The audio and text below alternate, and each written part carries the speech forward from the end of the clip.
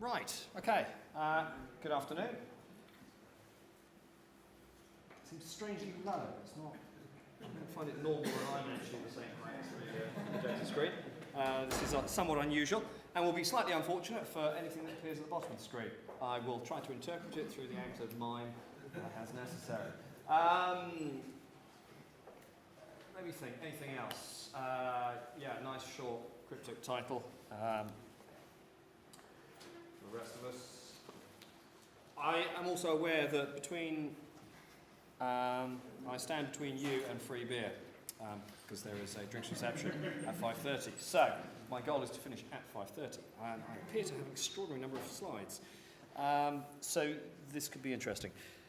Now, what I want to cover is I'm not going to give you a full-blown introduction to functional programming. I'm also not going to focus on programming languages that are either functional languages or considered hybrid languages. So, in other words, I'm not going to talk Haskell, I'm not going to talk Clojure, I'm not going to talk Scala, I'm not going to talk Sharp. I'm going to talk languages that are kind of more the mainstream of people's OO thinking. So, C#, Sharp, and C++, primarily. Because the point is, you don't make a point about functional programming for OO programming by just doing functional programming. So, what I would like to do, and as is fairly true to form, I'm going to refer to a number of things. Very few ideas are actually new. Most things have been solved. Most things are solved problems and have been solved for quite some time. The problem is that it's a little bit like William Gibson's quote, although I read something recently that he reckons he didn't say, that the future is already here, it's just unevenly distributed. And it's a little bit like that with programming. Everything that you consider to be a problem, how to deal with legacy systems, how to deliver projects on time, all of this, these are solved problems. They were solved years ago. There is no mystery. The problem is that we don't all know it. The knowledge is unevenly distributed. Okay? So the idea here is really to try and bring it together under one roof, because people like to get into paradigm wars. Having lived through a couple of shifts in terms of how people view programming, object orientation being a fairly classic example.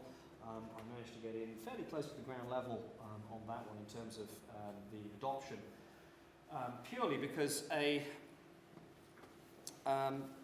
the late 80s I attended a training course that was for structured analysis and design.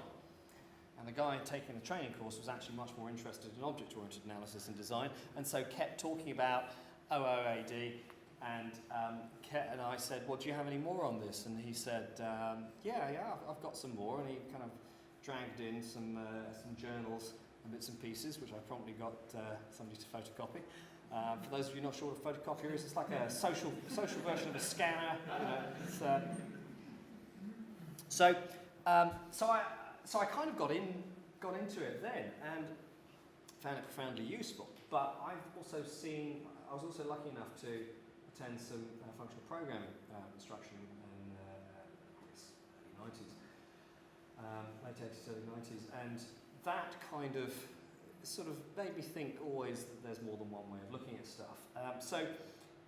What we tend to find is things that do not fit into just one tidy slot. There is a nice blur between them. Given I showed in the keynote the English version, here's the Chinese versions of these books. They are vaguely relevant, or the English versions are, and I will come to that later. But I'll kick off, first of all. Programming. You're doing it completely wrong. Who is this gentleman? John McCarthy, inventor of Lisp.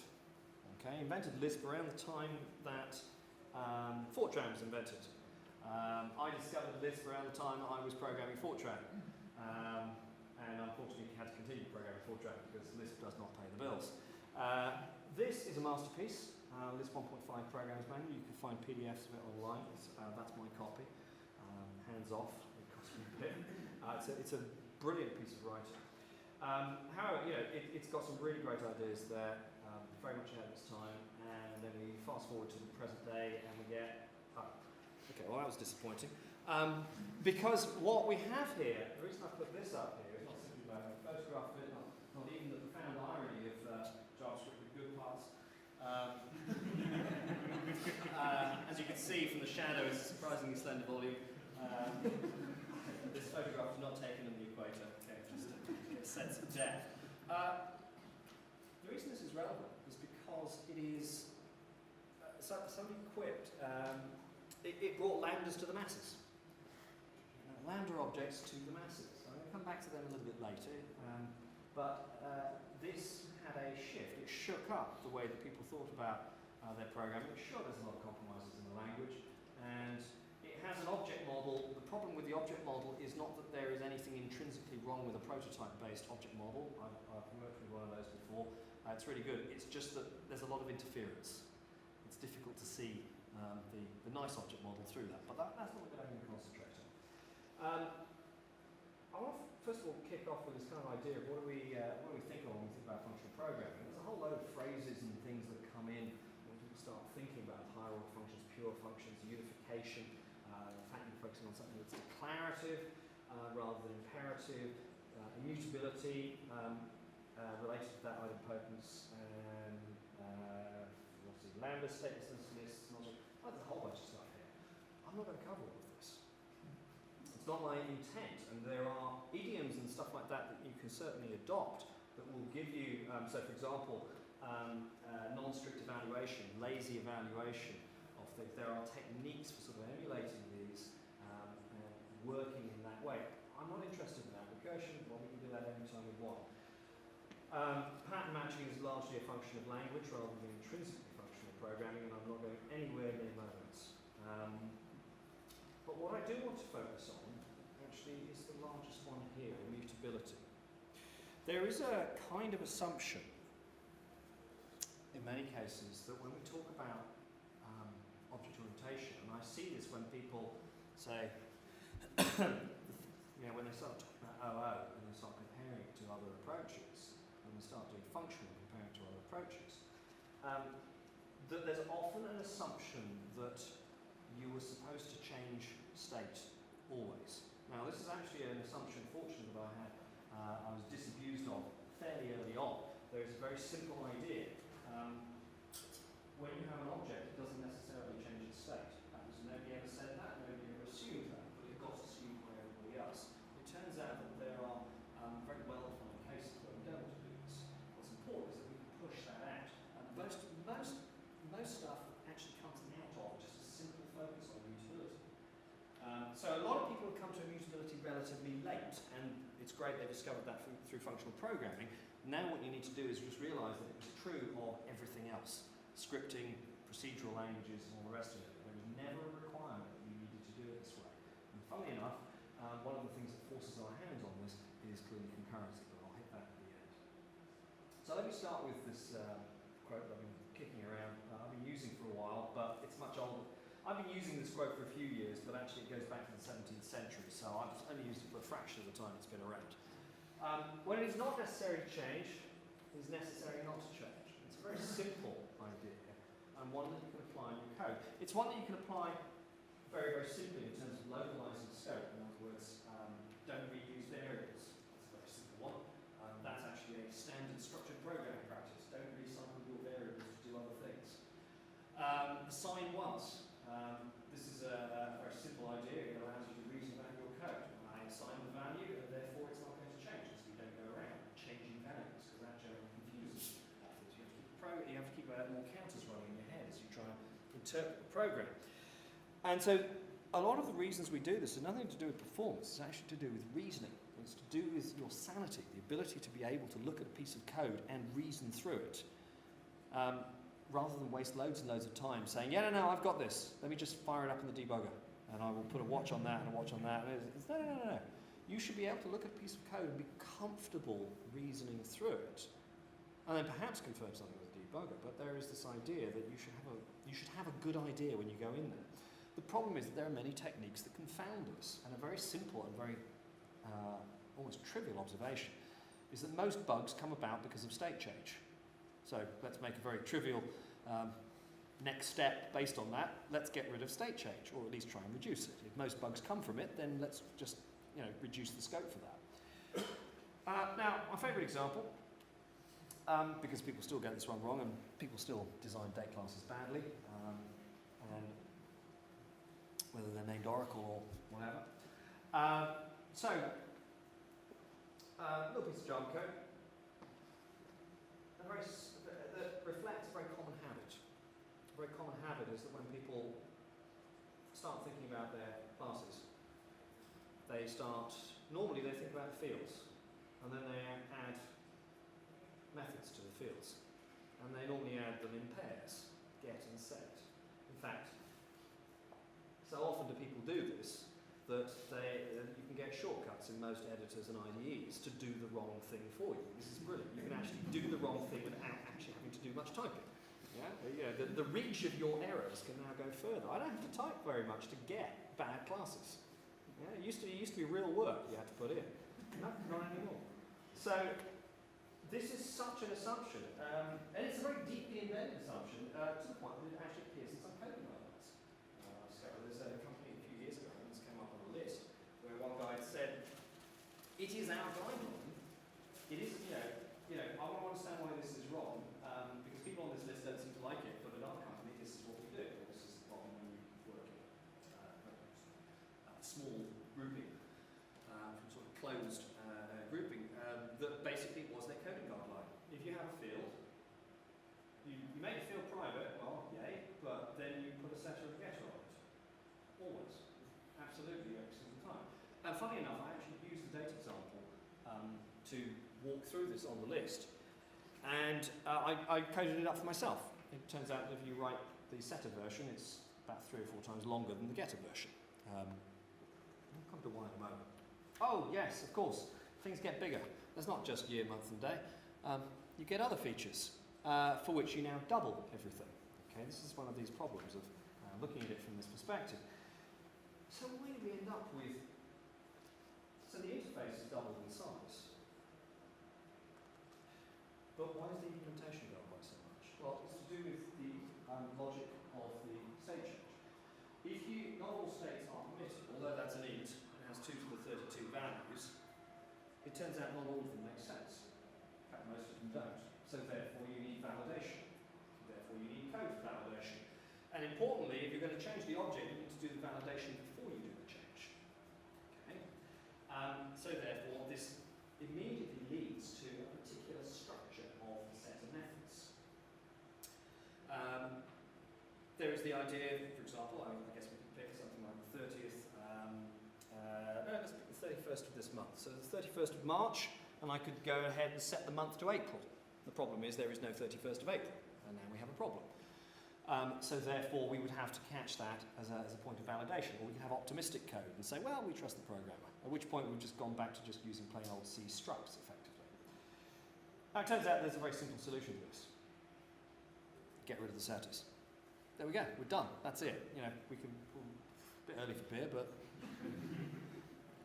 But there is a serious point to this. Oh, yes, and actually, while we're at it, there we go, much better. I'll talk about naming on Thursday, I've got a session, giving code a good name. The point here is that this getter thing, it's a weird and twisted corruption of thinking. It's object-oriented assembly. It's not an artifact of, some people say, oh, it's Java that did it. Now, I found an article I wrote in 1995 before Java had been released complaining about C++ code. It goes back much further.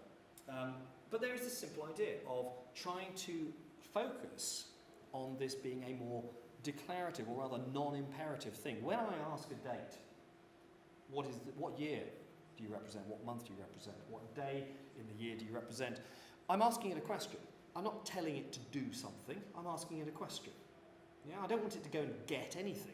Yeah, there is no getting going on. I mean, sure, you can sit there and go through the bytecode, or you can sit there and sort of measure the amount of energy being used by the processor, and you can say, yeah, work is being done, sure. But, at that point, we are down to assembler. And the point is that I'm doing this so that I don't have to program in assembler. It also, makes everything a little more direct.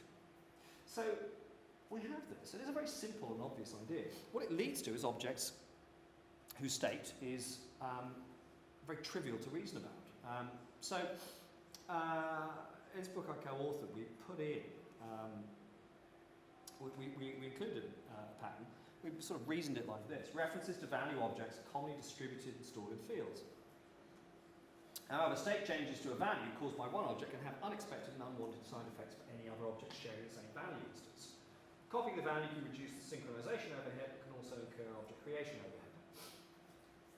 And in fact, going a little bit further, because we were taking a very specific distributed systems perspective, it's awkward, it's clumsy.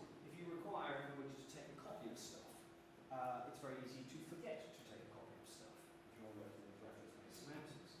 So you now end up with a problem that the idea of holding an object that has that is supposed to represent a logical value and then returning it to somebody, you have to sort of offer them a caution. You either have to say in the comment, please don't change the object I've just returned to you, which will have all the force of a comment. Or you have to give them a copy, at which point you kick in an overhead every single time you call that. At which point somebody will do a micro-optimization and say, oh, no, we're not going to call that, ever. And it will work around it. So the essence here is what we're talking about is an immutable value. Define a value object whose type instances are immutable. The internal state of the value object is set at construction and no subsequent modifications are allowed. Now this has some really interesting consequences.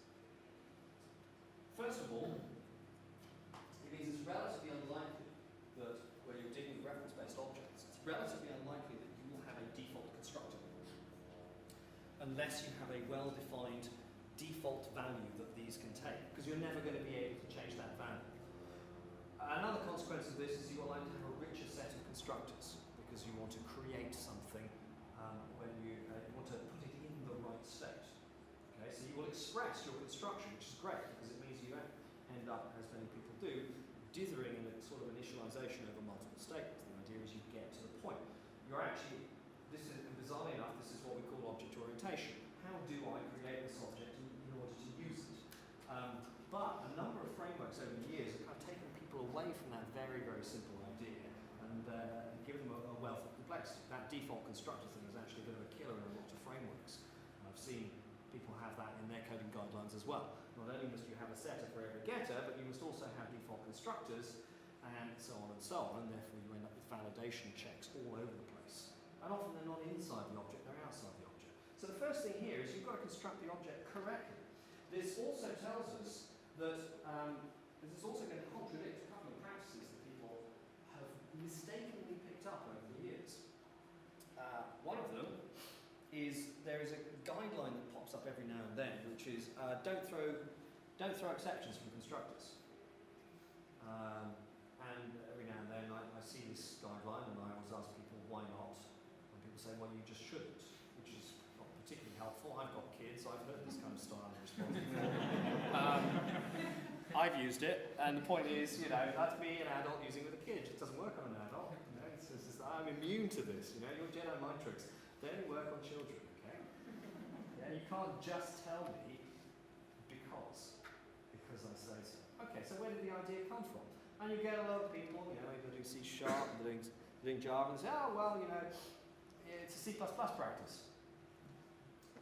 And at which point, you know, that's fairly easy to refute. You can say, well, yes, but we're talking about C# and Java here. It turns out, for example, that German word ordering has relatively little to offer me in terms of understanding how to speak English. And so I don't apply German word ordering to speaking English. It turns out to be a fairly good practice.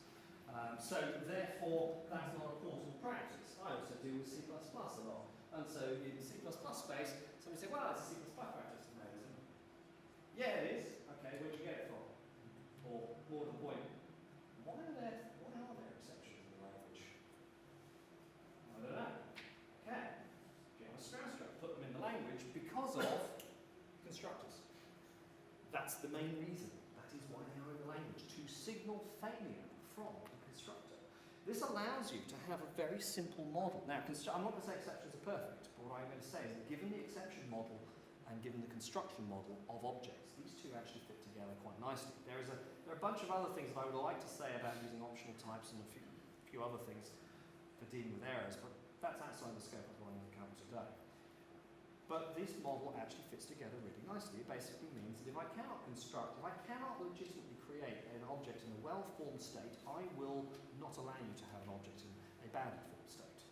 Suddenly a whole load of validation code just disappears. I did this with one group, and sort of 1,000 lines of code just disappeared once we compensated for all of their if checks and not throwing in constructors.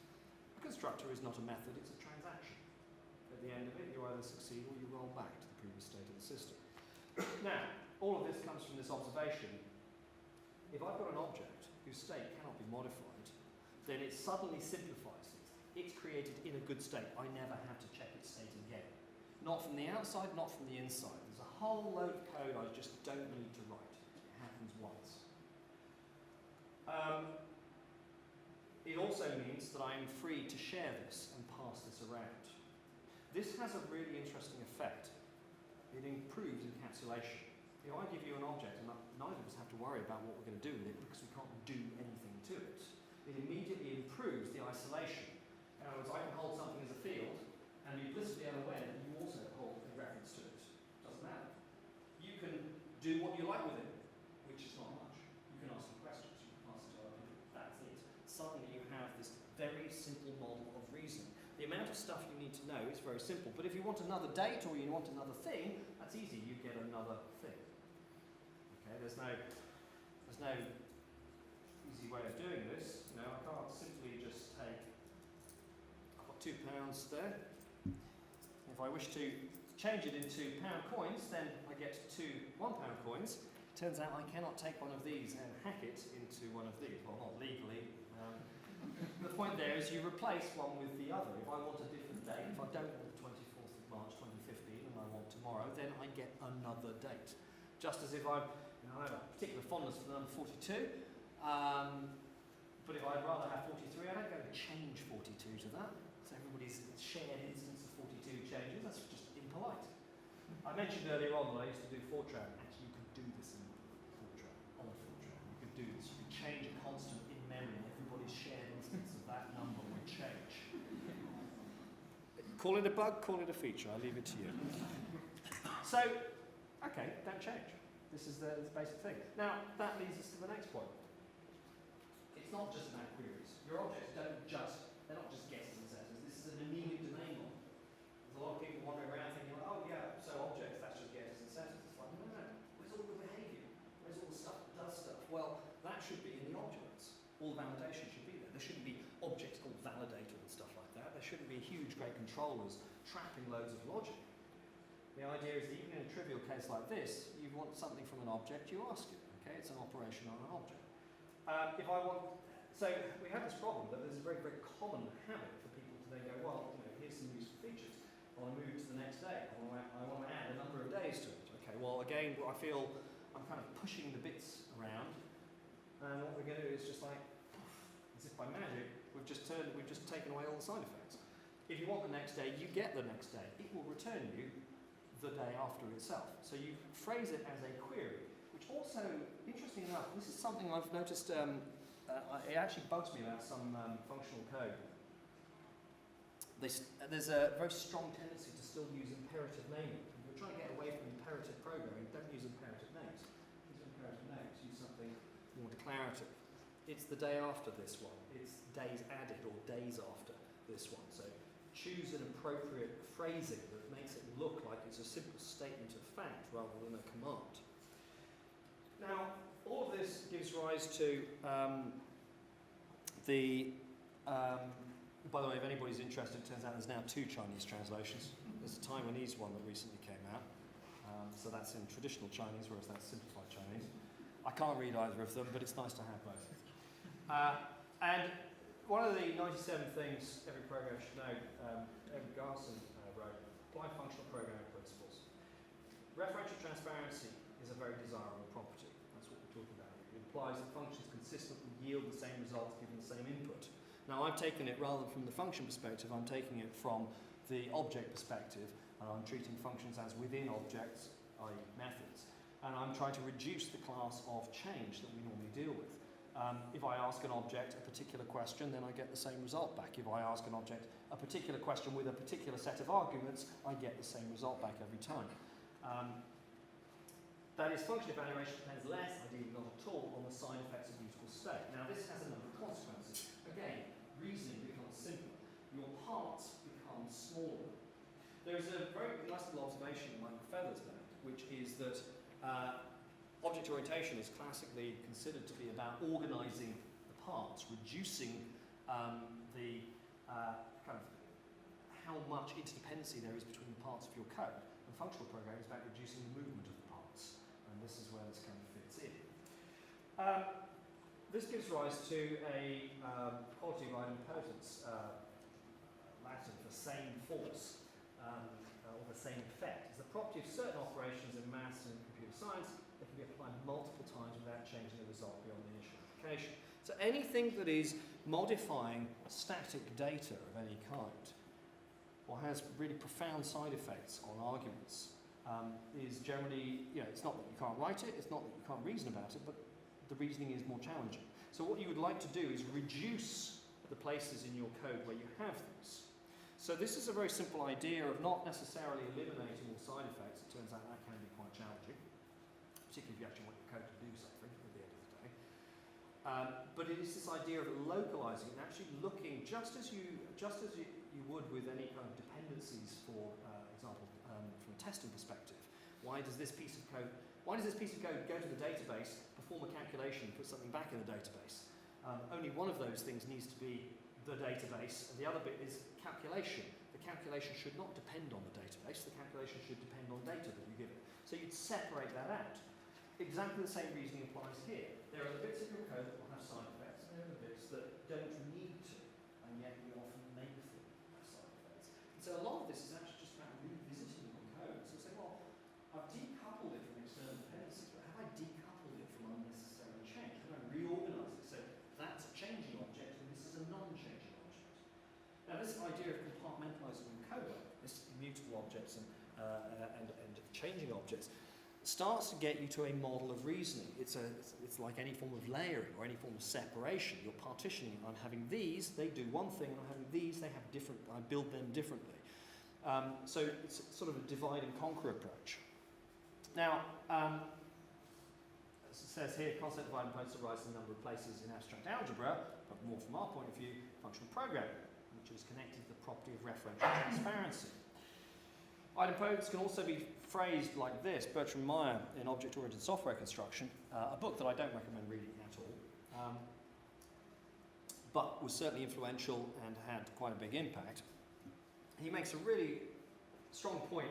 From his point of view, although he seems to really, really like mutable objects, and that is actually a problem with his style, he does at least make a separation between things that are questions and things that are commands.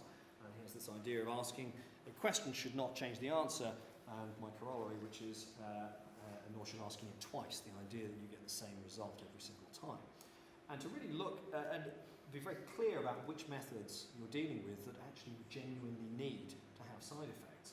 And should the side effects, rather than be in one object, move them out. Just as we separate by dependencies, it's also separation by side effect. Now, it's not just about immutable value. There's another approach, copied value. Now, this has gives many of the same desirable properties as immutability. Now, why would I want to be copying things around? There's a number of reasons. One, the programming language might encourage it. So, for example, if I'm using Java and I'm using fairly typical idiomatic C#, then I'm likely to be using reference-based objects. If, on the other hand, I decide to really make a go of using structs in C# or I'm using C++, C++'s comfort zone is in copying objects. In other words, you pass one without, so to speak. In other words, that's the easy thing from the syntactic point of view, and also from an efficiency point of view. That's what it's good at. There's another case. If I want to share things across the network, then having objects being shared has an amazing cost overhead. So rather replicate things and say, well, here's your copy, and we can combine that with immutability. Basically, here's your copy, it won't change. But even just locally without the distribution, here's a copy. If you have a copy, you can do what you want with it. The original owner of the copy is not affected by it. So it turns out copying has a very similar effect. So going back to the data example, rendering it in reasonably, this is C++ 98, I couldn't be bothered, but C++ 11 has lots of extra features, C++ 14 actually, but it's a little bit noisy, so I kept it fairly simple. So we've got the whole year, month, day, and month example. I've skipped the having a set prefix, but we've still got the setters here. The things in italics are the things the compiler generates for you, but I'm going to make explicit. These are both copying operations. The second one being the assignment operation. One thing we can do to restrict change is to actually combine it all into all the change, instead of saying you change the year, the month, and the day, and the month separately. Well, actually, I've got a much better way of doing that. I'll change them together. So, in other words, there is normally the case that when you're trying to change one thing, there is a correlated change. This is why setters are so such a pain in the backside, because they turn related changes into unrelated changes. If I put it into one function, then everything is checked together. There's a single pointer at which I can now change the state. So I've reduced the scope, and I would use it like this. I've reduced the possibility of change. But actually, we already have it there. Turns out you can do this already.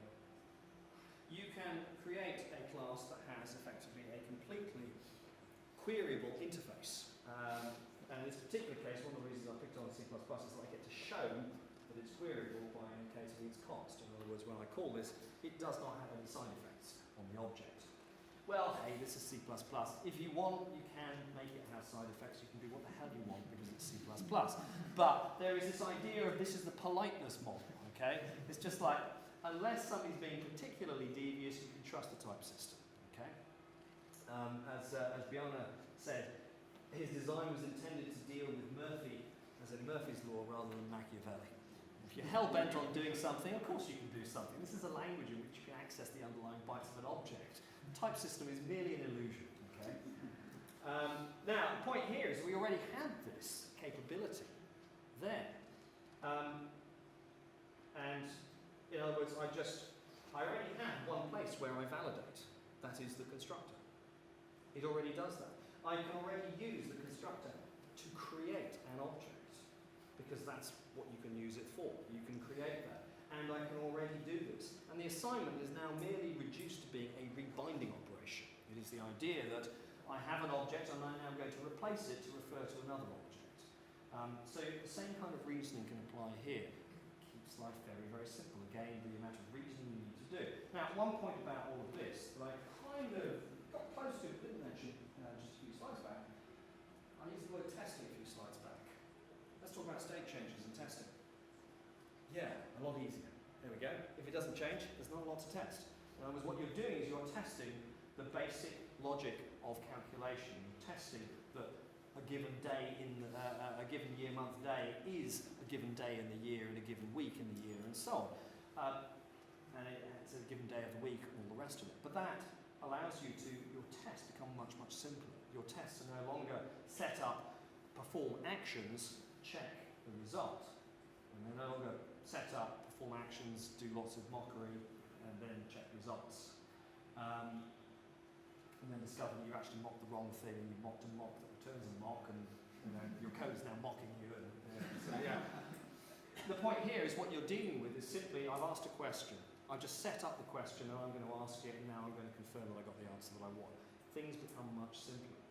So this obviously doesn't allow us to deal with everything in the code, but it's a case of going through and saying, we've got all of this stuff, and everything's changing state everywhere. Why don't we just reduce the number of things that do these changes? And the important thing is that the result does not become weaker. The result actually becomes as effective. As I said, if I go and replace dates with this model, there's nothing I can't do that I was doing before. It's just that I've ended up with a lot less code and a lot less moving parts to achieve the same end.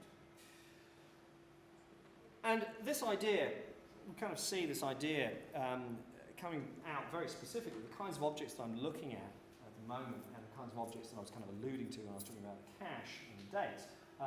Eric Evans, in domain-driven design, he refers to these, and he talks about this in terms of value objects. Many objects have no conceptual identity. He comes at it from a slightly different angle. The idea is that although these objects are distinct in space, they don't really have identity that I care about. You can point to one or the other, but you don't really care about it. That's not how they're used.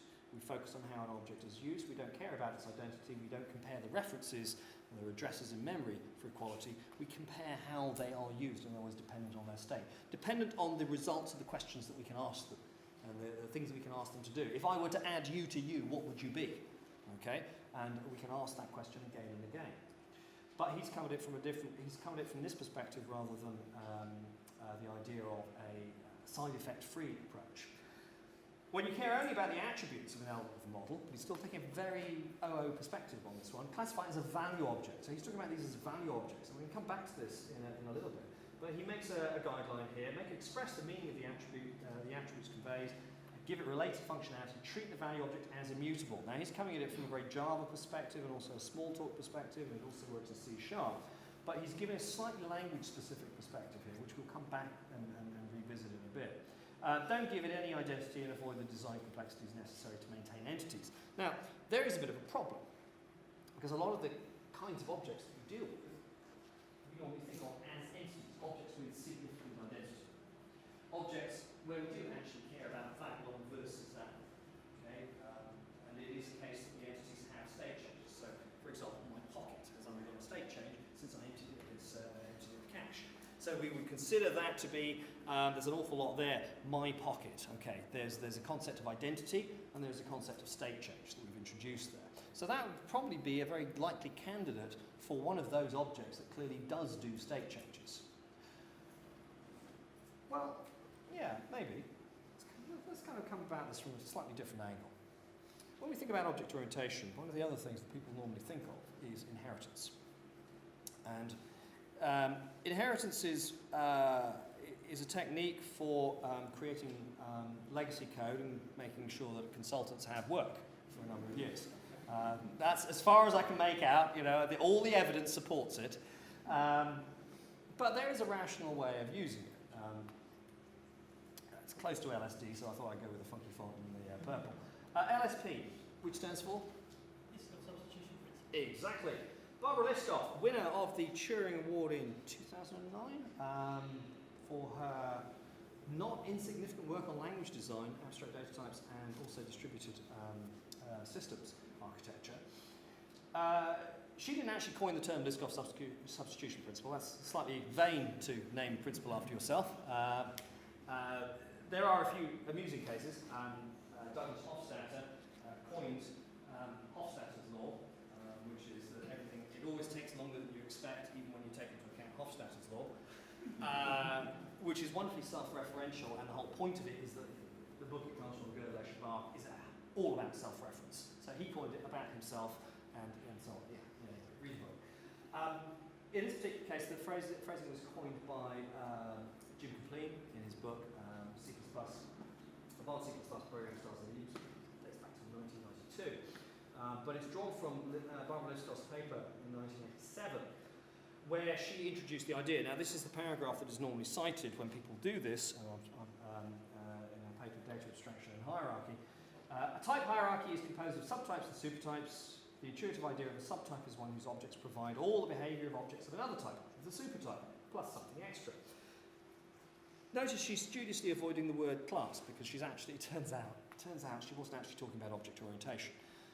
She was talking about abstract data types, which is actually her research. But there's a close enough parallel that people have kind of let the genes jump ship, so to speak, from one track to another. ADTs and objects are not totally interchangeable, but there's enough here.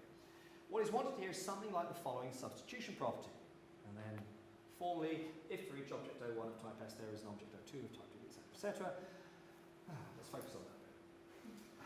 For all programs P defined in terms of one particular type T, the behavior of P is unchanged when O1 is substituted for O2. In other words, when you switch the types of your objects, if they are related and have a true supertype-subtype relationship, then the behavior of the program will not change. This is actually a lot stricter than people think of as LSP. When most people come to LSP, and it gets listed as one of the solid principles, they normally think that what we're dealing with is a strict, it's basically a simple idea that your subclasses should conform to the interface of your superclasses and their behaviour should be compatible. Actually, it goes further. It's not merely compatible, and we're actually saying very, very strongly it's unchanged. Behaviour is unchanged when you substitute this, which doesn't really make sense for a true object system, but you know, it's enough that we can work with this. But it is an idea of conformance. So I'm going to pick on a problem that's sometimes presented as an academic problem. I'm going to assure you very much it is not an academic problem, because I encountered it in code in 1993. And it was very, very interesting because we thought that it was a bug. And it kind of was, just not the bug that we thought it was. So this is the ellipse circle problem. Sometimes the phrase is the rectangle square problem, which is far less exciting. Some curved section of something. You know. So you've got an ellipse. It's got a semi-major axis, semi-minor axis. You can construct it. There it is. You can set it. You can change. So you can query it. You can change it. And then you go ahead and you have your circle. A circle is a kind of ellipse. This is what we learned at school. So therefore, a circle extends the ellipse. And therefore, it has a radius rather than a semi-major axis and a semi-minor axis. Yeah, or another way of looking at it is that the radius, semi-major axis and the semi-minor axis are equal and are called the radius. So let's you know, it saves a lot of words as well. You know, what's the semi-minor axis of that circle? What's the radius? You know, it also means we don't have to pick one to talk about. We just pick the radius. It's nice and easy. But obviously, this is going to get kind of interesting, like really interesting, because what happens when we set the radius? What happens when you call one of the superclass methods to set the major axis and minor axis? And this is where it gets interesting. The technical definition is it all goes horribly wrong. Because, and the problem is, this is how you approach it. You say, well, you know, there's no problem with asking questions. The questions are all fine, because they don't change anything. The problem that we have is that the bit that works, let's be optimistic. Let's start with the stuff that works, okay? I changed the radius. So I created a circle of radius 1, and now I want to change it to be radius 2. Call the radius with 2, and then I go back and I ask it, what's your radius? It says 2, and I say, what's your semi-major axis? It says 2. What's your semi-minor axis? It says 2. This is the scenario that works. Then it gets interesting. What, instead of calling the radius setter, I call the semi-major axis setter. Let's take our circle, radius 1. Let's set the major axis to be 2. Now, after I do that, I ask it, what is your semi-major axis? And it says 2. And then I ask it, what is your semi-minor axis? And we have a choice. It's going to be 1 or it's going to be 2. And it turns out, if you leave the code as is, then it will come back as 1, because you haven't overridden it. And now you have a circle that is elliptical. I guess that's a possibility. And then you just tilt it. Yeah, okay. But that's not really what's going on in the code. We call this a bug. Okay, because this clearly is not very circular. So you go in and you try to fix it. So obviously what you need to do is override both of these so that when you change one, it changes the other. So now you go and change the semi-major axis. And you say, okay, this is going to be 2. And then you go and ask the question, what's your semi-minor axis? And it comes back and it says 2. And everybody's happy. Except you just violated Liskov substitution principle. The Liskov substitution principle basically says it has a fairly strict, it's basically a contract model. When I call a semi-major axis, what's the contract on this? The post condition is that that returns whatever you just gave it there, and everything else is unchanged. Okay, this seems entirely reasonable. Otherwise, that's a bit of a huge grace. Otherwise, it's not really very useful as code. What's your post condition? Well, anything can happen. Okay, well that's not very helpful. You know, what happens when I call you? I don't know. maybe this, maybe that, are you feeling lucky? No. We actually have, the whole point is that you are guaranteed that the sending major accesses to, and you're guaranteed nothing else changes. You know, you're guaranteed, no, this does not launch World War III, no, this does not write to the database, no, there's a bunch of stuff it does not do. But now you've just got to make it do something. So basically any code that's relying on this relationship is now going to fail. So it turns out you're damned if you do and damned if you don't. So how did I find, so how did I come across this? And I said it was real code. It was a system for managing utility networks, electricity networks. And the so basically you have a representation of the power stations and the grid and the substations and everything like that. And you have a representation there on a multi-headed workstation. You'll be able to go around, enable various things, disable various things, and so on. And that's all fine. And obviously the thing is that it's visual. So all of these things have shapes. Okay? So actually I did end up writing a shape editor. So the classic throwaway example, no, it's real. But actually, this was the funny thing. It was my job to write the shape editor when I started on this project. They had not had a shape editor up until that point. Now, you'd think, if you're going to try and populate a large network of stuff, how on earth did you get the data in there? Well, it was all one thing you used to be able to guarantee at that point, you could reasonably well guarantee, was that the generating boards or electricity companies had a lot of GIS data. They had a lot of data about where their networks were and where all the substations were and how everything was laid out. And what you do is you take that data, transform it into a data model that was then uploaded by our system. And we never changed that. So in other words, the only thing you could ever do is change the activation and the effect of the activation, but you never actually change the topology of the network. This is really, really important. So when I started writing the editor, one of the things we discovered is, of course, we had ellipses and we had circles, because that's kind of a very obvious thing to have, is a fundamental shape out of which you build more complex shapes. And as is the way of such things, you can group them together.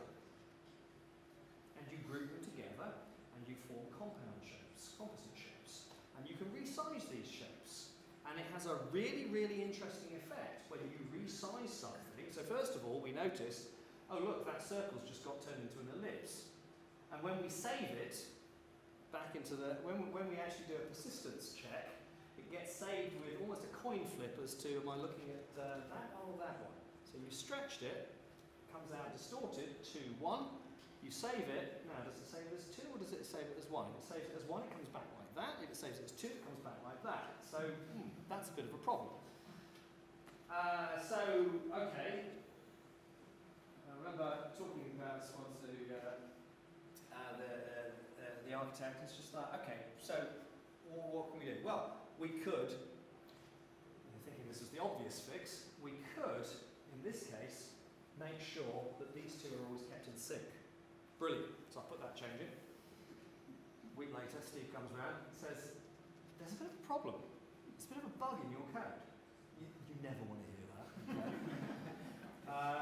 Bug in your code. I looked at it and he showed me that he got this group, resized it, and what happened is that the circle in the corner, for example, suddenly started getting larger and larger, which it would do because it's now filling the whole shape, and then it started shrinking. Because the sizing is done proportionate to the sides, and it grows and then it shrinks again. It was very, very, very weird. Why did this happen? Why did this happen? It happened because we introduced change. There has been no state change in the system up until that point. The topology of the network had remained unchanged. The sizing of the symbols was unchanged. So therefore, we never encountered the issue of the fact that we had these setters that didn't work because we never used the setters. Now, obviously, from a model perspective, with hindsight, say, well, why did we have the setters? But that's just the thing you did because you put the setters in. Even if you didn't call them setters, you still put them in because that felt logically complete in some way.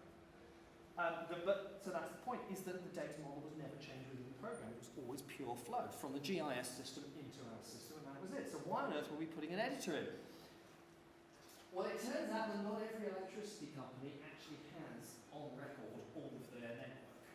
I won't say which UK southern-based electricity company it was, and I'm sure they've made up for it by now. It has been a few years.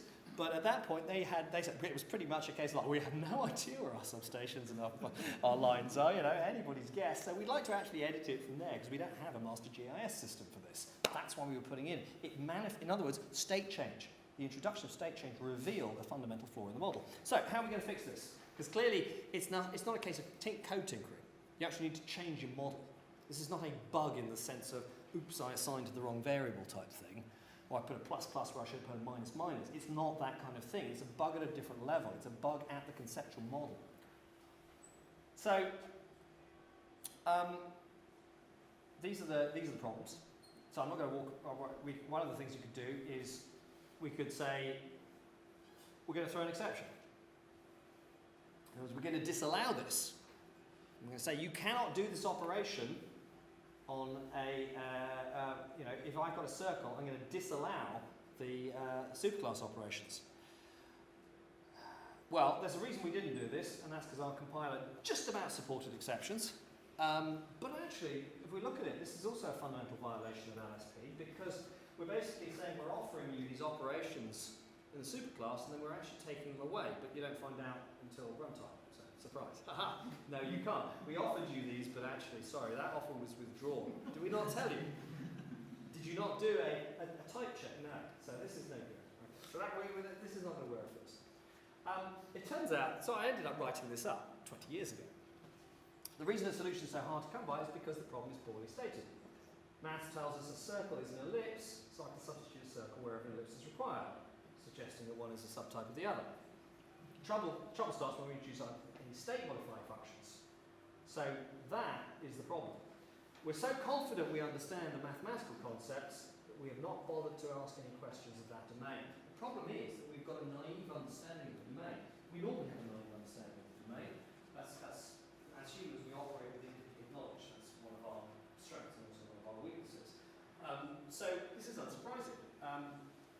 But this is the key observation. There is no way to change circles and ellipses once you've created them. If you actually think back, and if you ever did any maths and you transformed shapes, you never actually transformed the shapes, did you?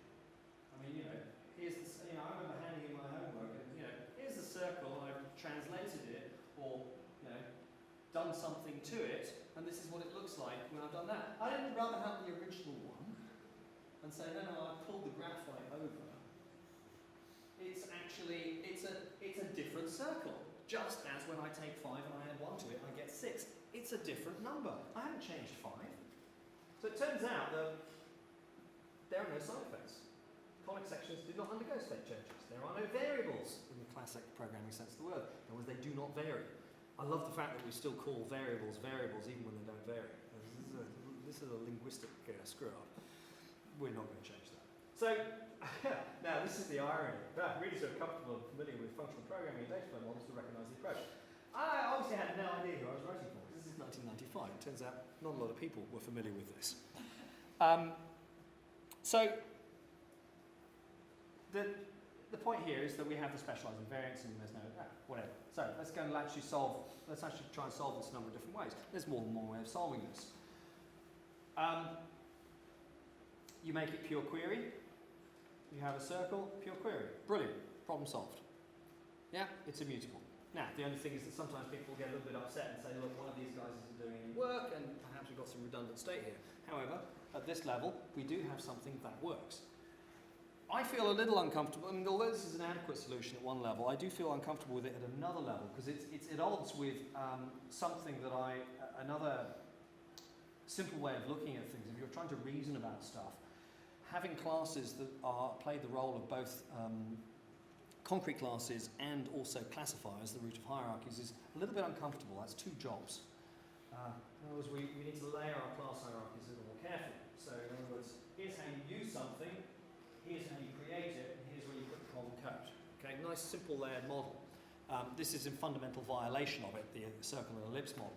So what I can do, which is a little more reasonable and makes no is now really just talking about how do I use something. We don't worry about the state that is not going to be changed. We have an ellipse. What can you do with an ellipse? You can ask it a couple of questions.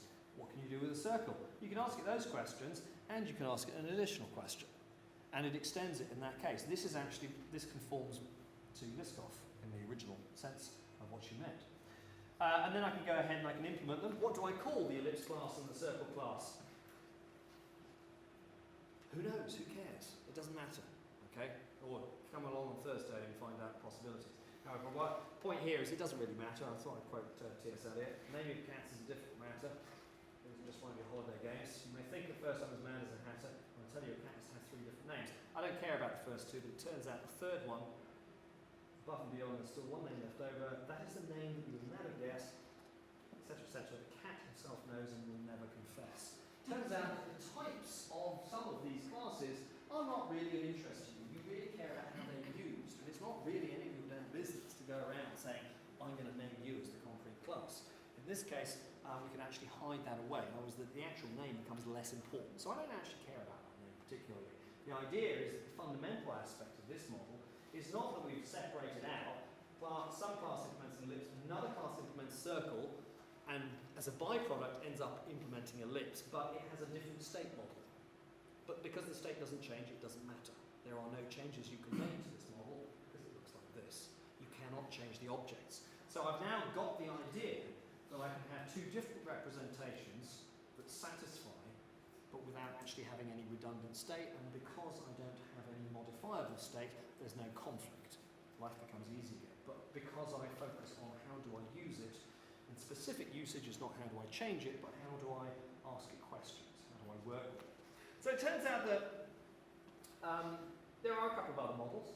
One is just basically say, look, I've got an ellipse, and hey, I've got a circle, and now the twain meet, I can construct one from another, and say, okay, I've got an ellipse, I've got a circle. I say, please give me the ellipse version of you.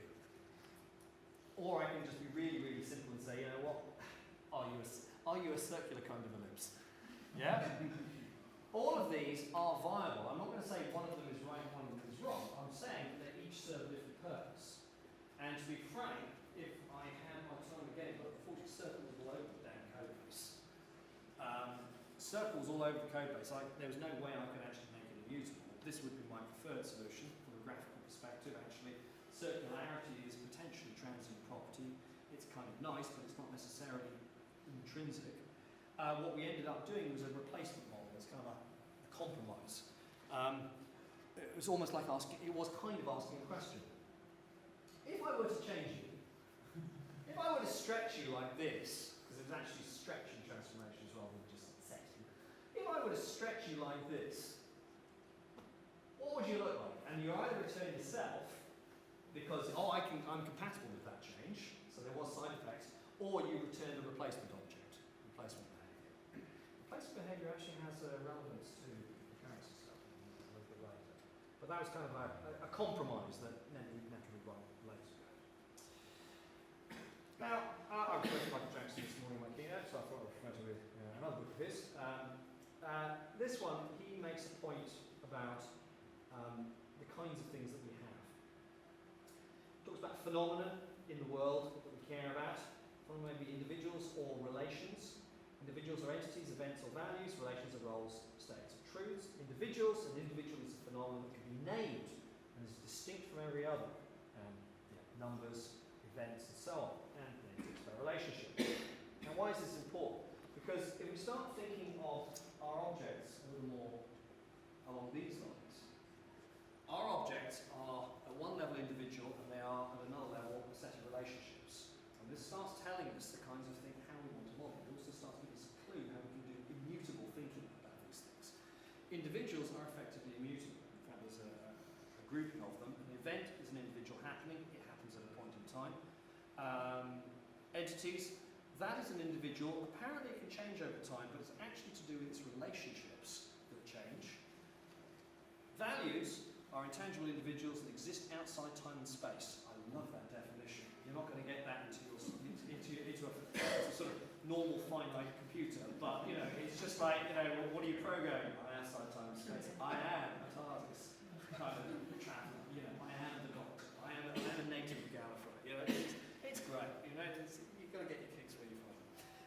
States is about relationships. When you start thinking about these things, truths, those are invariant, they are statements, they are either constants or they are functions that define relationships. And there is this idea that a truth is a truth. In other words, it is a side effect free thing.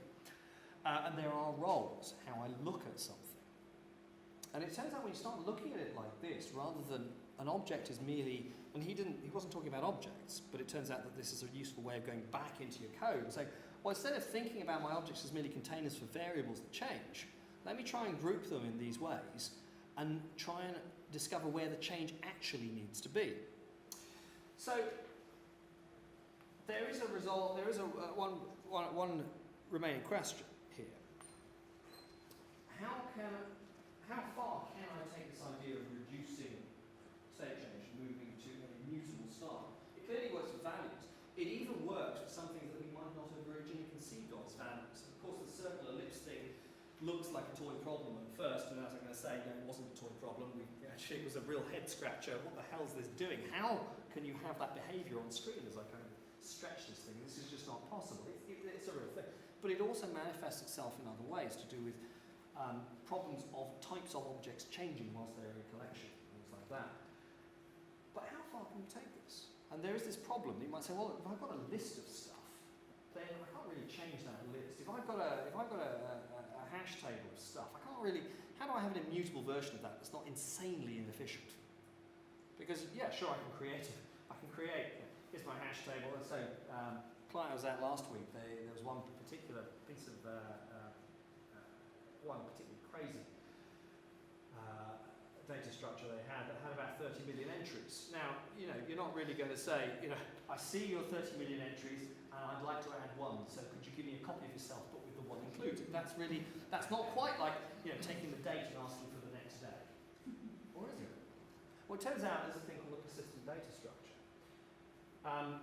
So, the Signal Knowledge Wikipedia says, a persistent data structure is a data structure that always preserves the previous version itself when it is modified.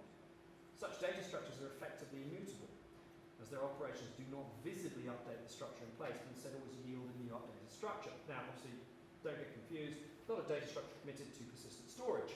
Different use of the word persistent. So, can we have these? Well, yes, and these kinds of things are appearing in libraries everywhere. I'll pick a simple case, because if you want to do something like a binary tree or anything like that, it gets a little bit messier and there's a little more involved. But at this level, I'm going to pick on one of my favourite old examples, recently used list. And what I'd like to do is consider a recently used list from a very different perspective. A recently used list is a list that, a list of strings.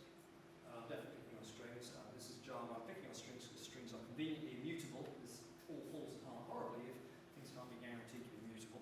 The contents can't be guaranteed to be immutable.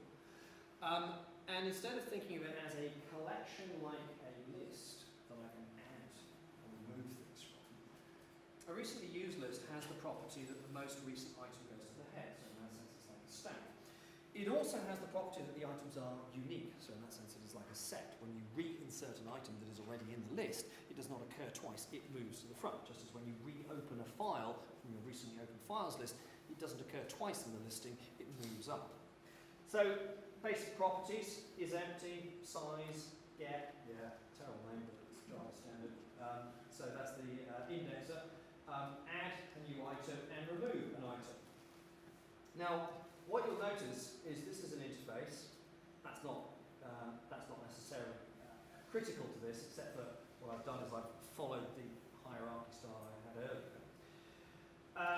And you'll notice that when I add, I don't return void, I return a recently used list. In other words, I have a replacement behaviour effectively. What I do is I say, if you were to add to me, and I'm stuck with the imperative names here, but if you were to add a new item to me, this is what I would look like.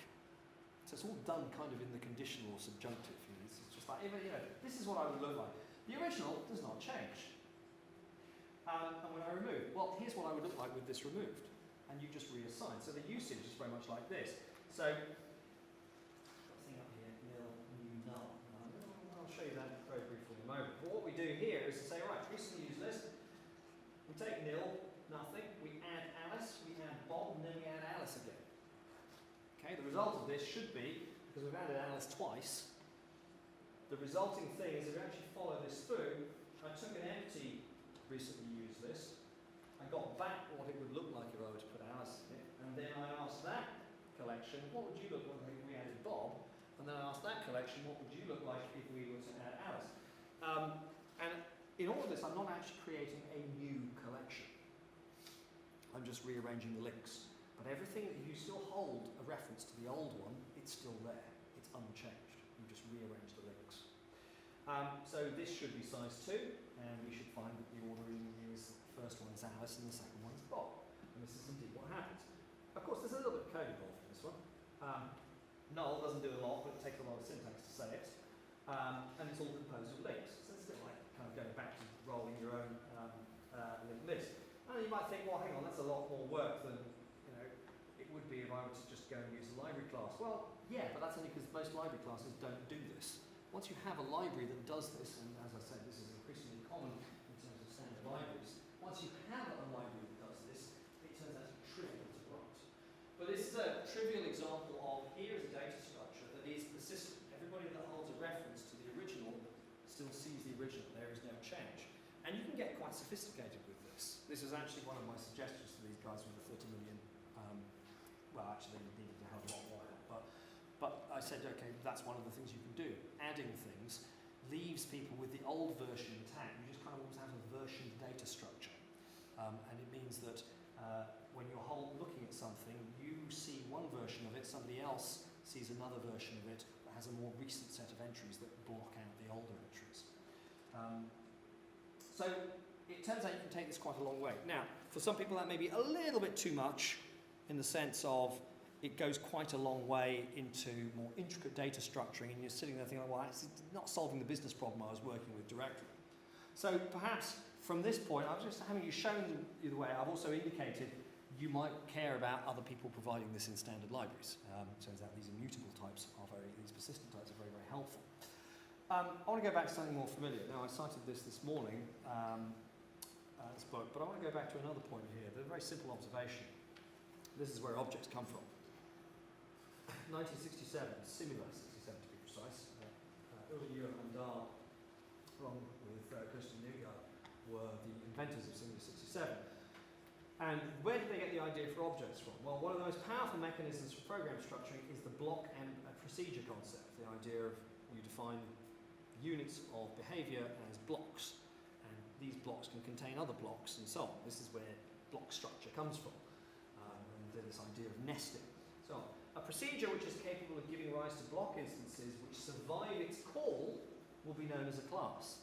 Ah, that's quite cute. In other words, when you normally think about block structure code, you enter a method, there's your opening block, you go in there, you do stuff, and you leave. That block is now dead. But what if it's not? What if we actually have that block retain its state? And what if you could nest procedures inside it? Because this was an Algol-based language, you could nest.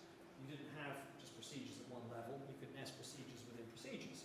So what if I can return you a block that contains its procedures and contains its data?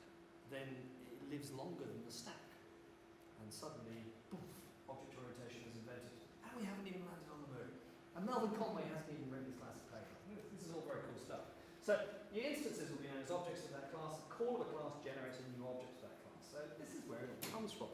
Now, why is this interesting? This is interesting because somewhere along the way, this message got lost. Back in Similar, in fact, indeed back in Algol 60, which was totally not at all object-oriented, I could take a block of code and pass it through to somebody. I could say, here's a block of code, I want you to treat it as an object. This is not just like C function pointers, I'm actually passing a block of code in.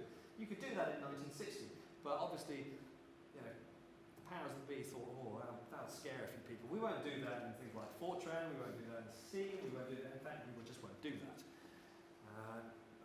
And we kind of rediscovered this recently. So I'll pick on a simple problem, what I call the heating system problem. I can turn the heating on, I can turn the heating off. Two methods, nice and easy. Now, I would like to turn the heating on and off at different times. I would like it to come on automatically in the morning and go off automatically. So I'm going to use a timer. And So I'm going to have you do runtime, cancel time, whatever. Don't really care about it. So I'm going to define this as being in terms of runnables. I'm not going to hard code into the heating system. I'm going to hard code it in terms of things that are runnable. And runnable in Java is just a single method interface that's been around forever. And so it has a single method that does a thing. It runs, that's it. Now, the problem is that it's not really worth defining new classes, a turner on class and a turner off class. However, classic Java doesn't really offer a very comfortable solution, which kind of explains why Java programs have the habit of ramming all the curly brackets together as much as possible, because it just takes up so much physical space. If you are being played by the line of code, this is magnificent. But if you actually look at this, by the end of the screen, of course some of this is pulled about because I'm sticking to something like 60 columns. Which bizarre enough is actually all you can read. Don't fool yourself, you can't read 200.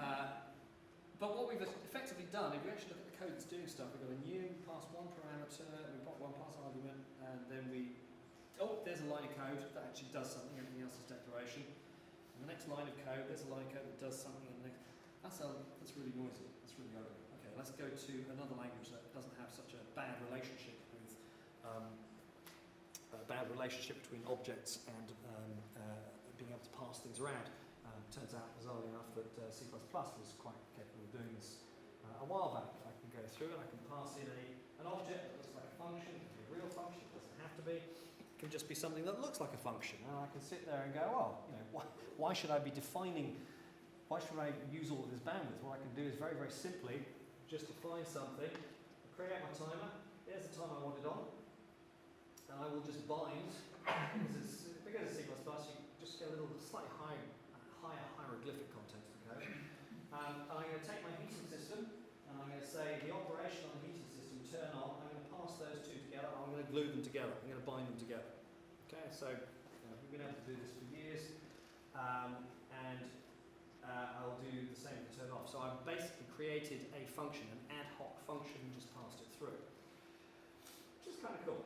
And I think, well, actually, I can be, equivalently, I can go ahead and do this in C#. If I go back a few years, then already in C#2 I was able to do stuff like this. I can just simply say, well, why do I have to have all this kind of library jiggery-pokery when I can just actually have it built into the language, and dot does the job. Wonderful. That's it. All I have to do there is just say heating system dot turn on, but I won't call it. I'm going to be a bit of a tease. I'm going to nominate that method, but I'm not going to call it. Okay. So in other words, I have created a function, a very simple functional abstraction for later execution. Okay. Now, to be fair, I can now do this in Java. Java finally got the idea that Java became object-oriented last year. A bit slow, but Java came out in 1995. Finally became object-oriented last year. I could finally treat a method as an object. Okay, not some kind of reflected artifact. That was never true. That was never a proper object. But I could now do this. But hey, we're going to have to borrow syntax from C++ to do this.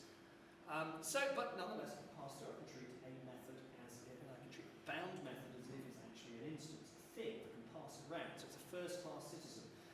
Higher order functions. Okay, it's kind of been there all along, but we've kind of lost it. It's not as higher order as something like Haskell's model of functions, but it's the idea that I can use my functions. All functional abstractions can be treated as objects and passed around just as if they were objects, and treated in that way. That's kind of something that was there but lost, and now it's back again. But normally when people look at this, they actually they think slightly differently. They think, aha, lambdas. So I can do this in C#. I just say I'll pass through a lambda rather than just pass through this. So a lot of people do forget you can just pass through that, which takes a lot less syntax than that. And then Java last year said, aha, we can do one better than that.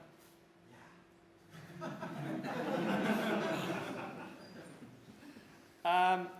But keeping with the high irony count, Java, the language of the internet, let me think, that was last year. This is C++ in 2011. So Java was the last one to get. Of course, C++ has to go for the syntax, but no errors here. So, what is this? Lambda calculus. So, quoting from William Cook's paper, where he talks about the relationship between objects and functions and so on, and particularly lambdas. On understanding data abstraction revisited, and he says lambda calculus was the first object-oriented language in 1941. Actually, I went and checked the dates, 1932. So, apparently, it was good enough for John McCarthy, but everybody else rejected it for a while. But finally, you know, we're programming like it's the 1930s. Okay, finally made it. So, now that we've achieved that kind of abstraction, that kind of ability to treat all things as if they were objects and pass them around, and the point there is now I can revise some of the techniques that I would perhaps be using. And many people have been doing this already, but perhaps people sometimes need to be nudged or kicked into awareness. So I kind of dug this book out. It's one of my favourite books on actual coding, Smalltalk Best Practice Patterns. It was written in 1997 by Ken Beck. It is, unfortunately, it's not as well known as it should be because people don't generally use or study Smalltalk. I wasn't a commercial Smalltalk programmer at the time. I only dabbled in Smalltalk around the period. But it's a really good book. 50%. I sometimes recommend it to people. You know, if you can read Smalltalk, go and get it. What are you waiting for? You know, you have permission to leave now. Actually, no, order it on your phone. If you can't read Smalltalk, learn enough Smalltalk to be able to read the book. Yeah, it's that good. It's just very, very simple patterns presented, 1 or 2 pages. It's all about the detail, the style, the naming, the composition of methods. It's all about the little stuff that turns out to be surprisingly important when you write code, because coding is all about the little stuff. Make large systems out of lots of bits and little stuff. And he has this observation, pluggable behaviour.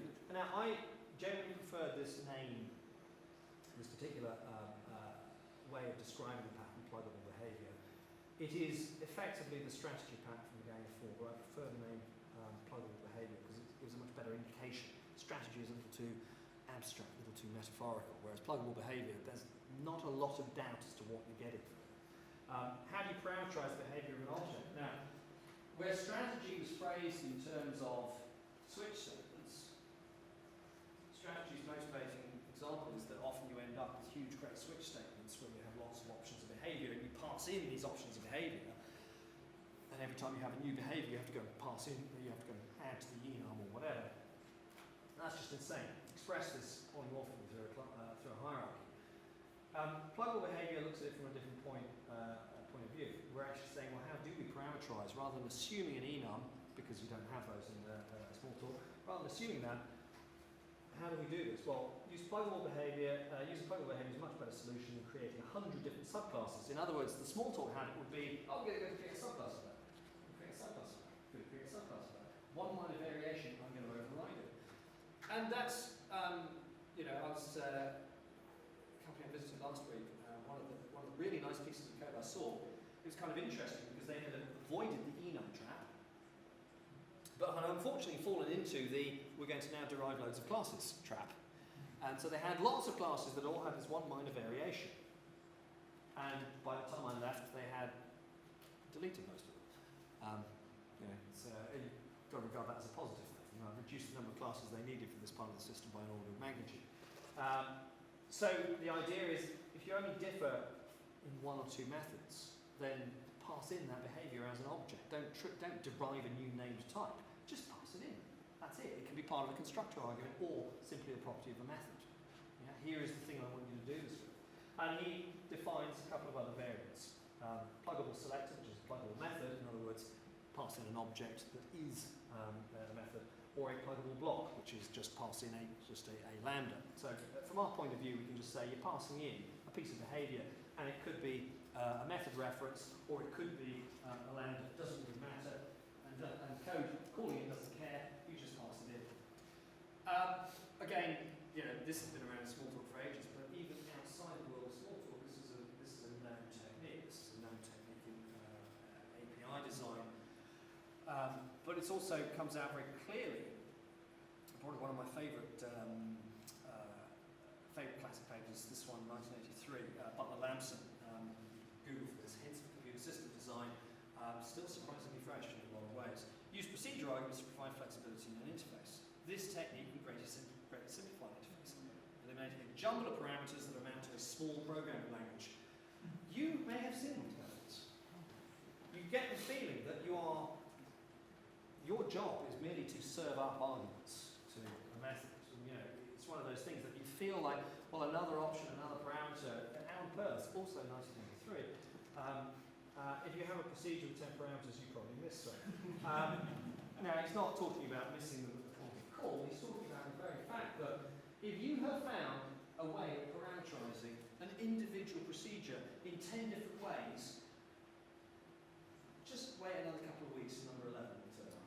Because you will think of another way of parameterizing. In other words, it's effectively an unbounded set. I leave it to you to kind of think how scary, how big the worst method you've ever seen is. You may have a sheltered upbringing for which you are to be congratulated, and I hope it stays that way. And yeah, I've never seen more than 5 arguments passed to a method. Or like one company where I used this quote. And I kept saying, you guys, you've got these constructors, they take 14 or 15 arguments, Alan Perth's quote. And they're sitting there unfazed. And then one of the guys says, I think I know the problem. And I said, well, what's the problem? He goes and shows me this method with 70 plus parameters.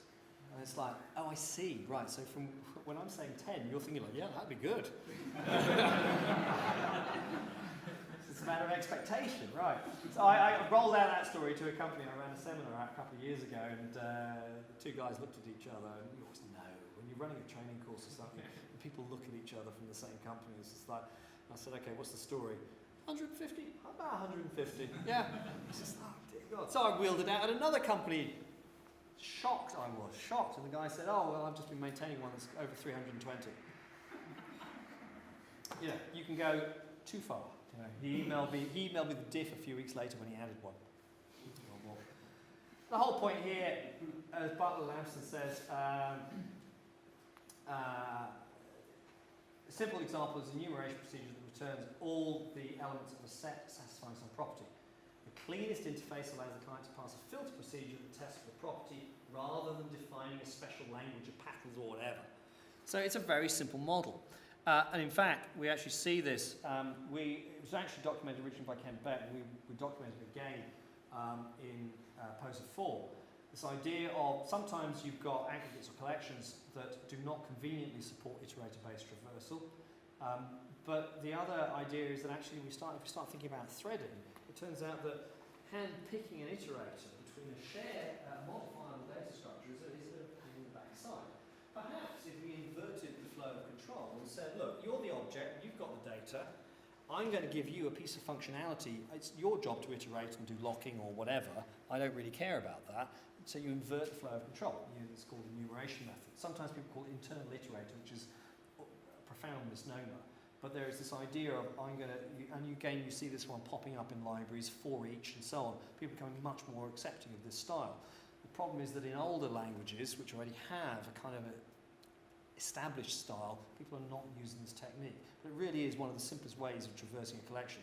Here's a lambda, just do whatever it is. Why am I writing for loops? Why? This is one of those things, you've written one for loop, you've written a million. Why can't something else do it for you? It's a very simple idea. So, if we take that kind of a little bit further, we kind of end up with a much more sophisticated model. Now, I just mentioned concurrency there, and there is this question: how do we do with concurrency?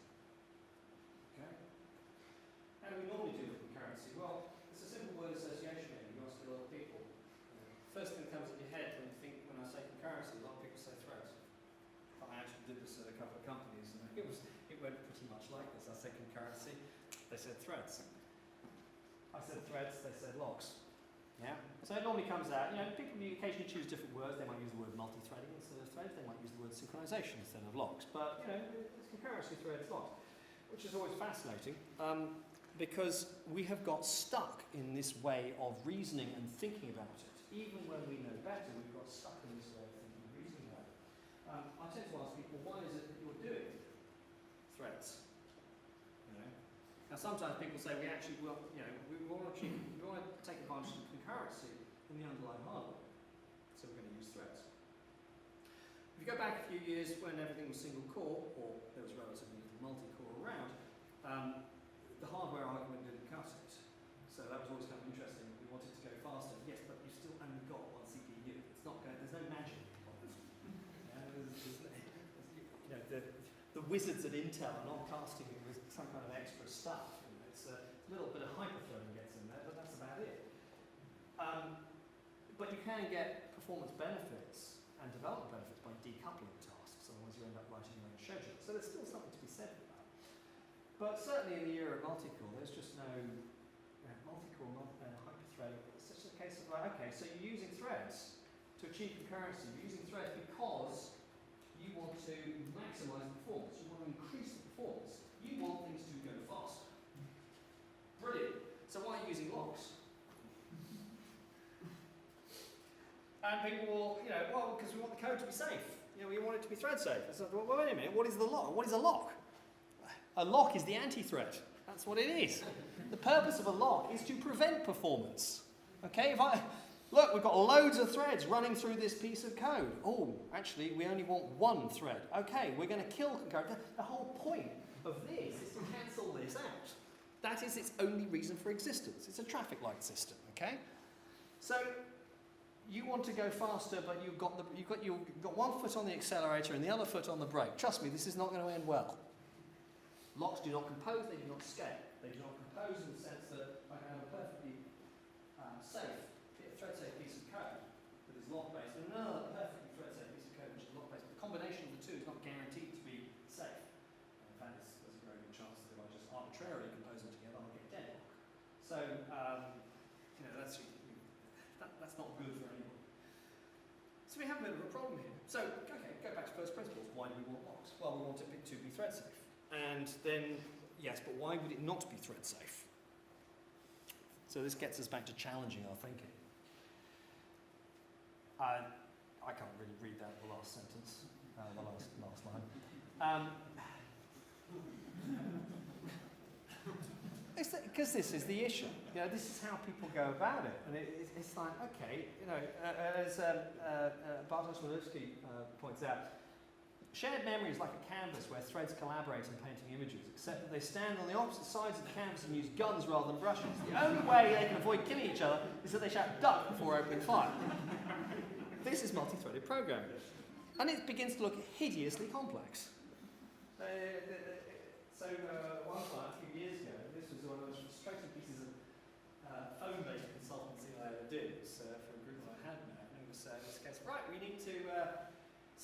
we need a threading library that's going to be good and it's going to, thread abstractions that are going to be helpful, and we need collections that are intrinsically thread safe and stuff like that. I said, okay, so what problem are you trying to solve? Our developers are just adding threads where they want. And I said, right, trust me, there's no library that's going to solve that problem. You lack what is your threading architecture? We don't have one. Developers just kind of launch threads. This is the problem. Because the developers, it's very unlikely they were making everything in sight immutable as well. I mean, if they had the presence of mind to do that, there wouldn't have been a phone call. So let's make life easy. Let's understand where these things sit. Two axes, so it's a quadrant diagram. As with most quadrant diagrams, there's one quadrant that's really bad. I've marked that one in red. Or at least I hope it's red. I've slightly coloured one. It certainly looks a different colour. So there's a mutability axis and there's a sharing axis. Mutable, immutable. Shared, unshared. If you've got immutable data, you can share it or not share it. Doesn't make any difference. You're free to do it. That's great. And therefore there is no need for synchronization because you synchronize change. Sometimes this is an interesting question to ask people. Why do you have these locks everywhere? Because multiple threads are accessing the data. And I say, well, that's not a reason to have locks. And they look at me like I'm completely stupid. I don't discount the possibility, but there is the point here is just that, well, you haven't told me why you're locking. Well, lots of threads are accessing. Yeah, that's perfectly safe. Yeah, but what if they change it? Well, you didn't say change. Good grief, if you told me change, that should be the first thing you say, not the last thing you say. That's the most important thing that's going on, not we have threads. The most important thing going on is we have shared state. that is being changed. We are changing things and we are sharing the things that are changed. That puts you squarely over here. Now, sometimes you can keep out of the path of the oncoming train by saying, well, yeah, we've got state change, but guess what? We don't share it. So, for example, if I guarantee unique ownership, I pass you an object from one thread to another. I'm no longer holding on to it. You're the only owner, therefore no synchronization needed because there is no sharing. Alternatively, I use copying, because that guarantees no sharing. So it turns out it's surprisingly easy to stay out of the red quadrant. But this is the problem. Most of the programming styles that we support and have grown up with, and if I look back over most of the books on this subject, they strongly encourage, because they come from, in fact, a lot of the literature on concurrency that comes out of the 60s, 70s, and 80s is based on the idea of, you are changing state. How do you prevent problems with that? The APIs that people were dealing with, the threading APIs in the 90s, were all based on this idea. This was the whole idea. And people's styles followed it. And it's really interesting when you look back. I've got this very good book, Java Threads, from around 1997, 98. And its assumption, its rooted, anchored assumption was you are changing state. And we've kind of got that out of our systems a lot better these days, but there's still a lot of code that even when we're consciously aware we shouldn't be doing it, we're doing it. This is the quadrant of pain and darkness and all kinds of bad stuff. You just don't want to go near it. You want to redesign. In other words, this is the point that you actually want to redesign in order to avoid it.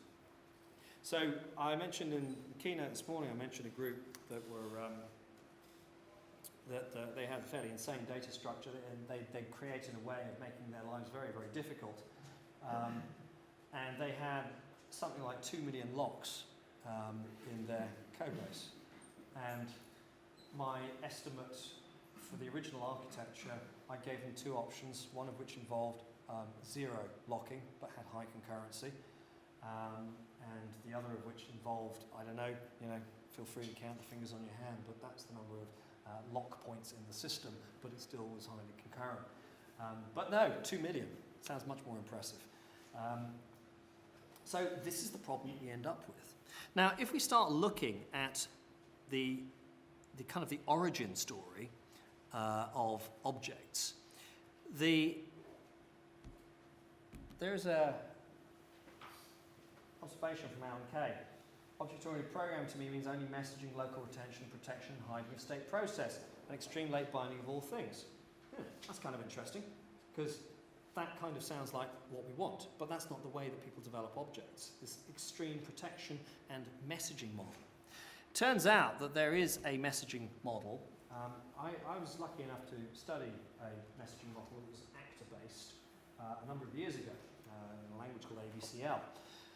And it contrasts with the pain of, as Andrew Alexandrescu coined it, multi-threading is just one damn thing after, before, or simultaneous with another. Actor-based programming is considered to be a functional approach, primarily now. Actor-based concurrency is just one damn message after another. It really is surprisingly simple and embarrassingly so, because you end up with objects communicating asynchronously rather than with synchronous calls. This is where asynchronous behavior works rather nicely for deadlock and asynchronous system. But the idea is you send out requests. Each object, rather than treating it as concurrently accessed, will guarantee the receipt in a particular order, or other. Everything that this does is always one at a time. It's intrinsic to the architecture, either because you're using an actor-based language like Erlang, or you're using an actor-based framework like Lift and Scala, or because you've decided to fake up something that allows you to do this. So what you're guaranteed is that you have the main method of your object just sits there handling requests one at a time. And it turns out one of the things we are very good at as human beings is being sequential. And that's the model. What you do is you explore that model and export that model. Every piece of concurrency is done through effectively queuing. Okay, so that's the asynchronicity. It's implicit or explicit in your system. But instead of having things simultaneously accessing changeable state, you merely send out requests. Now what's nice about this, and where this fits in with the functional worldview, is that from this perspective, you just send stuff out. You don't have any side effects on anything else. You just send things out. Here, you you don't have any side effects, you merely receive things. You're not dependent on objects that change, you're dependent on processing callbacks effectively, which takes us into kind of the reactive programming space. Okay, so on that note, close with Robert Floyd. I mentioned Barbara Liskov earlier on, and she was a Turing Award recipient. Robert Floyd received the Turing Award 1979, and this is his Turing Award kind of speech or paper, Paradigms of Programming. People overuse the P word these days, paradigms. Here's the man to blame. But actually it is worth digging out this paper because it turns out he was talking about something very different. He was talking about very much, as we would now think about it, architectural styles or patterns. He makes, his perspective is, the current state of the art of computer programming reflects inadequacies in our stock of paradigms, in our knowledge of existing paradigms, and the way we teach programming paradigms, and the way our programming languages support or fail to support the paradigms of their user communities. His complaint was not one paradigm versus another, but rather that we were not embracing mods. In other words, organize your code to take advantage of any of the paradigms going. So rather than treating one paradigm as being in conflict with another, you can often find a very comfortable synthesis between them. So when you look at it from the point of view of, instead of thinking about objects versus functional programming, object-oriented programming versus functional programming, sure, there's a pure object model and there's a pure functional model. A pure functional model benefits very much from a rich abstract data type model and a rich understanding of types, which we see as an overlap with objects. There's a richness there, it's focused on relationships, but they're expressed very differently. On the other hand, if you go to a pure object approach, there's nothing there intrinsic to objects. In fact, the William Cook paper that I mentioned earlier on, he basically says, no, let's just treat objects as immutable because it makes the formalisms easier. There's nothing that says you have to keep changing state. There's nothing that says that for every getter there should be a setter. And in fact, our lives become significantly easier. If you just start from the point of view, there's really sort of two outcomes. First of all, is the kick, the reminder. A method is a first class, should be treatable as a first class object. And if it's not, then you either have to find a way to make it so, or shift language. But the idea is that is a really important concept. We don't have to keep writing classes. You've already got the mechanisms in the language. It's a thing, pass it around. The technical term for thing is object. That's one aspect. The other aspect is immutability. Promote it as much as possible. Reduce the amount of immutability. You may not be able to eliminate it, but the idea is that if you organise your code in a rational way, as you do with other elements of the architecture, what you may find is, here's the part that's easily testable, highly rational, very reliable, yet totally immutable, and then here's all the stuff with all the state change. You have a clear partition in your architecture. It's no longer arbitrary. It's no longer down to